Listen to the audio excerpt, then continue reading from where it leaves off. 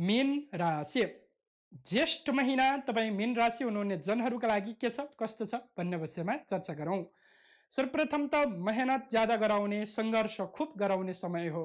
सङ्घर्ष ज्यादा हुन्छ, अगाडि बढ्नका लागि सहजै इजिली कुनै पनि कुराहरू प्राप्त गर्न सकिँदैन है भन्ने कुराको अनुभूति पनि यस समयले देखाउँछ। यद्यपि करियरमा राम्रो सफलताका सम्भावनाहरू छन्, अपर्च्युनिटिजका सम्भावनाहरू छन्, मानसिक रूपमा स्थिरताको संयोगहरू देखिन्छ, मेन्टल्ली फ्रेस हुने वा मानसिक रूपमा हिलिङ हुने समयको रूपमा पनि जोडिन्छ।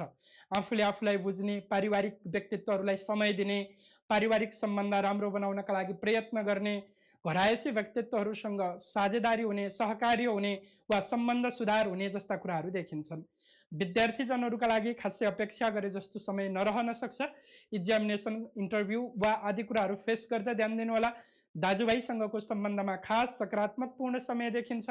मेहनत र सङ्घर्षले खुब परिणाम दिन सक्छ, सकारात्मक परिणाम दिन सक्छ। सँगसँगै केही च्यालेन्जिङ, केही इस्युज वा खर्चै गर्न नपर्ने जस्तो स्थितिमा पनि खर्च बढ्न सक्ने वा केही खर्चको मात्राहरू बढाउन सक्ने स्थिति देखिन्छ।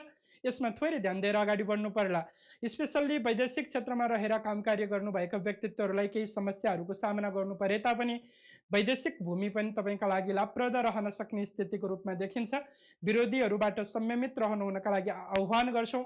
मेसिन, फलाम, कन्स्ट्रक्सन, ठेक्कापट्टासँग रिलेटेड क्षेत्रमा इन्भल्भ हुनुहुन्छ, शैक्षिक क्षेत्र, एजुकेसन, कन्सल्टेन्सी वा विशेष गरेर सेयर मार्केट जस्ता फिल्ड वा कला साहित्यको क्षेत्रमा तपाईँ इन्भल्भ हुनुहुन्छ भने खास तपाईँका लागि यस समय राम्रो देखिन्छ। राजनीतिक र सामाजिक क्षेत्रमा प्रभुत्व जमाउन सक्ने समयको रूपमा देखिन्छ। रिलेटिभ्स र कुटुम्बबाट खास सपोर्ट पाउने समयको रूपमा देख्न सकिन्छ।